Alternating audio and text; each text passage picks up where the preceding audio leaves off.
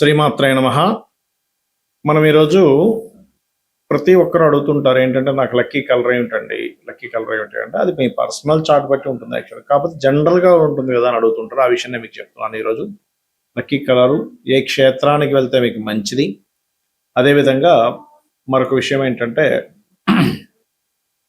సర్వసాధారణంగా ఇక్కడ కలర్స్ విషయంలో మీరు డ్రెస్ పరంగా కానీ కారు పరంగా కానీ తీసుకునేది వేరే ఉంటుంది, ఇంట్లో ఉండే కలర్స్ వేరేగా ఉంటుంది.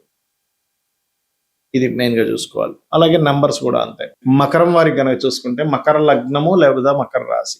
మకరం వారికి ఉండే గొప్ప లక్షణం ఏమిటి అంటే, శ్రమించగలుగుతారు వాళ్ళు. ఎప్పుడు వాళ్ళు ఎంత వర్క్ దీంట్లో ఉంటే వాళ్ళ లైఫ్ అనేది అంత గ్రోత్ బాగుంటుంది. రైట్.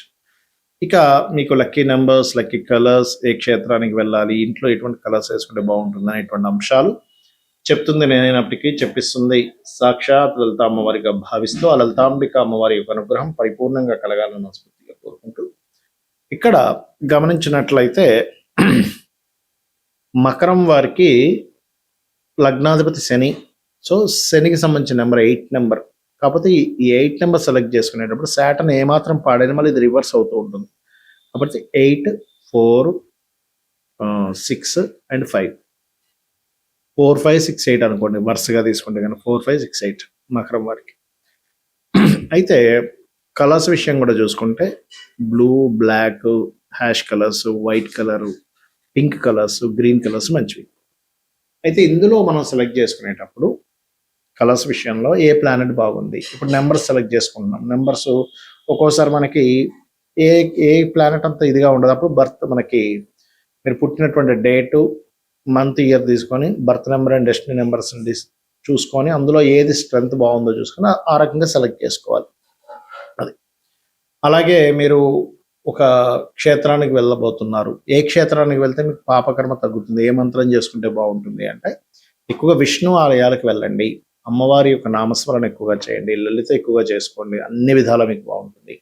మరియు ఇంట్లో వేసే కలర్స్ లక్కీ కలర్స్ ఒకటే అవ్వదు ఎప్పుడు కూడా. ఎందుకంటే లక్కీ కలర్స్ అనేవి మీరు వాహనానికి, కారుకి, డ్రెస్కి, ఇంపార్టెంట్ వర్క్ మీద వెళ్ళినప్పుడు డ్రెస్కి వాడాలి. కానీ ఇక్కడికి వచ్చేసరికి ఇక్కడ ఎలా అంటే, పర్టికులర్గా మీరు ఫైనాన్షియల్ గ్రోత్, కొత్త అవకాశాలు రావడానికి ఉత్తరంలో వైట్ వేసుకోవాలి, తూర్పులో గ్రీన్ వేసుకోవాలి. తూర్పు, ఆగ్నేయము, దక్షిణం వైపు లేదా దక్షిణ నైరుతి వైపు కూడా గ్రీన్ వేసుకోవచ్చు.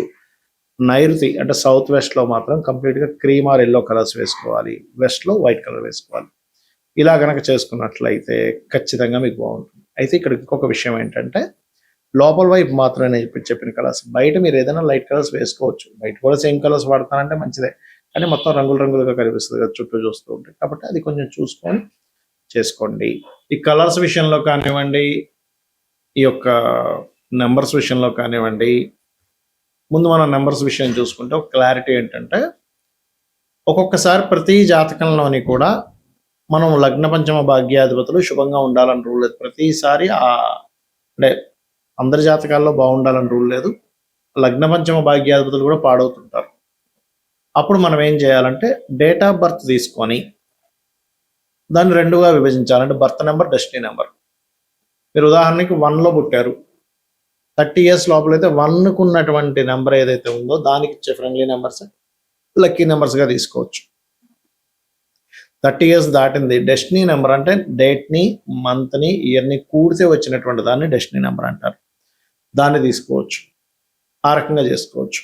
అయితే ఇక్కడ పర్టికులర్గా ఏంటంటే, ఈ రెండింటినీ కలిపి ఫిల్టర్ చేసుకోవాలి. అంటే ఏ గ్రహం బాగుంది, సరే ఇక్కడ నెంబర్ పరంగా ఇప్పుడు 1 నుంచి తీసుకున్నాం. 1కి ఎవరు ఫ్రెండ్స్ అంటే 1కి 1, 2, 3, అదేవిధంగా 5 నెంబర్ లక్కీ నెంబర్ అంటాము, అండ్ అదేవిధంగా 9 నెంబర్ లక్కీ అని చెప్తుంటాం కదా, 7 నెంబర్ లక్కీ అని చెప్తుంటాం. అయితే ఈ వీటిల్లో ఏది బెస్ట్ అట్లా చూసుకోవాలి ప్రతి నెంబర్కి కూడా. అంటే ఏ గ్రహం బాగుంది ఆస్ట్రోన్యూమరాలజికల్ పరంగా, ఈ 1 నెంబర్లో పుడితే ఏ నెంబర్ బాగుంది, 2 నెంబర్ పుడితే ఏది బాగుంది, అందులో ఆ గ్రహం ఏది బాగుందో ఫిల్టర్ చేసుకోవాలి. అది మీరు అకౌంట్ నెంబర్లకు కానీ ఫోన్ నెంబర్స్కి కానీ వాడవచ్చు. అయితే ఈ ఫోన్ నెంబర్ విషయంలో కూడా రైజింగ్ నెంబర్ ఉండడం చాలా మంచిది, గుర్తుపెట్టుకోండి. కార్ నెంబర్ కానీ ఫోన్ నెంబర్స్ కానీ. సమ్ టైమ్స్ మీరు అబ్జర్వ్ చేస్తే కనుక ఈ కార్ కలర్స్ విషయంలో కూడా ఇందాక మనం చెప్పుకున్నాం మేష లగ్నానికి అయితే కుజుడు శుభుడు రెడ్ తీసుకోవచ్చు, లేదా ఆరెంజ్ తీసుకోవచ్చు, లేదా వృషభ లగ్నానికి అయితే శుక్రుడు శుభుడు అవుతాడు, అదేవిధంగా బుధుడు శుభుడు అవుతాడు, అండ్ శని శుభుడు అవుతాడు. అయితే ఇక్కడ ఏంటి, ఇప్పుడు వృషభ లగ్నానికే తీసుకుందాం. శని శుభుడు బికాజ్ ఆఫ్ భాగ్య అండ్ దశమాధిపతి, ఒక రకంగా కొంత బాధకుడు కూడా అవుతాడు, కానీ శుభుడు కూడా అవుతాడు. మరి ఇలా అయినప్పుడు బ్లూ కలర్ వాడొచ్చా అంటే, శని కనుక మీకు బాగుంటే వాడొచ్చండి. శని పాడైపోయాడు మీ పర్సనల్ చార్ట్లో, అంటే పాపకత్తెరలో పడ్డాడు, పాపగ్రహాల మధ్యన పడ్డాడు, అప్పుడు మీరు యూజ్ చేయకూడదు ఆ కలర్ని. కలర్స్ ఒక లెక్క అయితే బ్రాండ్ కూడా చాలా ముఖ్యం. ఇక్కడ ఏదైనా కారు కానీ వాహనం కానీ తీసుకునేప్పుడు మీ పేరులో ఉండే మొదలక్షరాన్ని తీసుకొని ఆ బ్రాండ్లో ఉండే మొదలక్షరాన్ని క్యాలిక్యులేట్ చేస్తే అది మీకు పక్కగా కలిసి వస్తుంది కూడా, గుర్తుపెట్టుకోండి. ఇక ఈ క్షేత్ర సంబంధించినటువంటి విషయాల్లో కూడా అసలు క్షేత్రానికి వెళ్ళొచ్చు అని చెప్తున్నారు. అసలు క్షేత్రానికి వెళ్ళి ఏం చేయాలి అక్కడ అనే విషయం కనుక చూసుకున్నట్లయితే, ఇక్కడ మీకు ఏ క్షేత్రం వచ్చిన, ఉదాహరణకి నరసింహస్వామి క్షేత్రం వచ్చింది, లేదా సుబ్రహ్మణ్య స్వామి క్షేత్రం వచ్చింది, లేదా సూర్య ఆలయం వచ్చింది, లేదా వెంకటేశ్వర స్వామి ఆలయానికి క్షేత్రానికి వెళ్ళాలని వచ్చింది. మీరు అక్కడికి వెళ్ళి మీ యొక్క కర్మ తగ్గడానికి 3 రాత్రులు నిద్ర చేయండి. అక్కడ 3 రాత్రులు. కాశీలాంటి క్షేత్రానికి వెళ్తే 7 రాత్రులు చేయాలి, 9 రాత్రులు చేయాలని చెప్తూ ఉంటారు, ఇంకా మంచిదన్నమాట. చేసి ఆ 3 రోజులు కూడా మీరు బ్రహ్మచర్యం పాటించాలి, గుర్తుపెట్టుకోండి. ఆ 3 రోజులు కూడా అనుక్షణం ఇంకా మీకు ఇంకా వేరే పని పెట్టుకోకూడదు. అక్కడికి వెళ్ళి మళ్ళీ మనం లౌకిక సంబంధించినటువంటి ఇక్కడ బిజినెస్లు ఏంటి, ఇక్కడ పరిస్థితి ఏమిటి, ఇక్కడ ఎవరు ఏం చేస్తున్నారని అక్కడ నుంచి మళ్ళీ ఇక్కడ సంబంధించిన లౌకిక సంబంధించిన విషయాలు మాట్లాడుకుంటూ ఉంటే మీరు క్షేత్రానికి వెళ్ళి వేస్ట్. అక్కడికి వెళ్ళామా ఇంకా మొత్తం అన్ని క్లోజ్ చేసి పడేసి ఆ దేవత సంబంధించిన దాంట్లోనే ఉండాలి. ఎందుకు అంటే మీ యొక్క కర్మని తగ్గించేటువంటి ఎనర్జీస్ క్షేత్రాలకు ఉంటాయి, కాబట్టి అక్కడికి వెళ్ళొచ్చేయండి. వచ్చిన తర్వాత కావాలంటే మీ లౌకిక సంబంధించిన దాంట్లో లేదు, అర్జెన్సీ ఉంది, దట్ ఈస్ డిఫరెంట్ కేస్. అదేవిధంగా ఏ క్షేత్రానికి అయితే వెళ్తారో అక్కడ ఎన్ని టెంపుల్స్ అయితే ఉన్నాయో అన్ని కవర్ చేసుకోండి.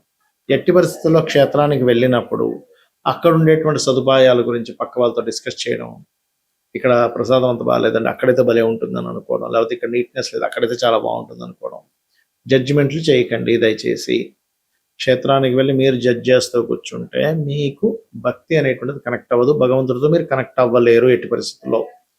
కాబట్టి ఇలాంటి మిస్టేక్స్ అస్సలు చేయకండి. ఎందుకంటే చాలా మంది అంటుంటారు, ఏమంటే మేము కాశీకి వెళ్ళాము, కంచికామాక్షి వెళ్ళాము, తిరుపతికి వెళ్ళాము, ఏంటో మాకు పనులు అవ్వట్లేదు. వెళ్తారు కానీ అక్కడ జడ్జ్ చేస్తూ ఉంటారు, లైన్లో నిలబడ్డారు, ఎంతో చాలా చూడట్లేదా.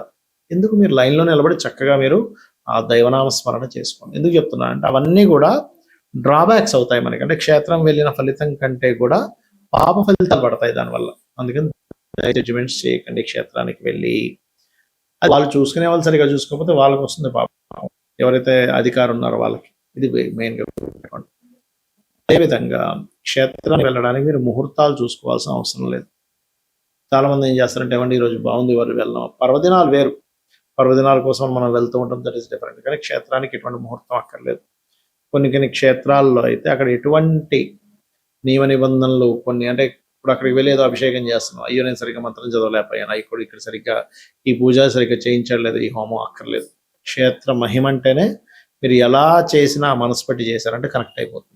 క్షేత్ర మహిమ అంటారు దాన్ని. కొంతమంది అక్కడికి వెళ్ళి అభిషేకాలు హోమాలు చేయించుకుంటూ ఉంటారు. అక్కడికి వెళ్ళినప్పుడు ఏమవుతుందంటే అక్కడ చేసేటువంటి విధానం ఎలాగైనా కానీ, మనం కొన్నిసార్లు నార్త్ సైడ్ ఉండే టెంపుల్స్కి వెళ్తుంటాం, కామాఖ్య కానీ కొన్ని ఉన్నాయి, తారాపీఠ్ ఇట్లాంటివి. వెళ్ళినప్పుడు అక్కడ ఏంటంటే వాళ్ళు ఏదో మంగళం మంగళం మంగళం ఏదో చేస్తారు. ఏమిట్రా ఏంటి అసలు సరిగ్గా, అసలు మనం మొత్తం కాన్సెప్ట్ స్టార్ట్ చేయడమే అరగంట సేపు ఉంటుంది దాని ప్రాసెస్. దాని తర్వాత అసలు పూజ ఒక 2-3 గంటలు ఉంటుంది, మంత్రం అంతా కూడా. ఇక్కడ ఏంటి 10 నిమిషాల్లో అయిపోయింది ఏంటి అనిపిస్తూ ఉంటుంది. అసలు వీళ్ళు చేశారో లేదో సరిగ్గా, మనకి ఫలితం వస్తుందో లేదో అని భయపడుతూ ఉంటాయి. ఏమీ భయపడకండి. క్షేత్రము, స్వయంభూ క్షేత్రాలు, ఆ ఫలితాలు అద్భుతంగా ఉంటాయి, టెన్షన్ పడకండి. ఎందుకంటే ఇంత క్లారిటీ ఎందుకు చెప్తున్నానంటే, కర్మని పూర్తిగా తగ్గించేటువంటి యోగం క్షేత్రానికి ఉంటుంది, పూర్వజన్మ కర్మని. అక్కడికి సిద్ధులు, దేవతలు, దివ్యం మనుష్యులు వీళ్ళందరూ వస్తూ ఉంటారు క్షేత్రాల దగ్గరికి, వాళ్ళు జపాలు చేసుకోవడం, తపస్సులు చేసుకోవడానికి. మనం ఏదైతే తపన పడుతూ అక్కడికి వెళ్ళామో, అయ్యో నాకు ఫలానా సంతానం లేదనో, లేకపోతే వివాహం అవ్వట్లేదనో, సెటిల్ అవ్వలేదనో, ఇదంతా తపన పడుతూ వెళ్తే, అక్కడ ఎంత నమ్మకంగా ఉంటే అయ్యో స్వామివారు నమ్ముకున్నాడు కదా భక్తుల నుంచి వాళ్ళు కూడా అనుగ్రహిస్తారన్న. కాబట్టి ఇవి చేయండి, అన్ని విధాలా మీకు బాగుంటుంది. శ్రీమాత్రే నమః.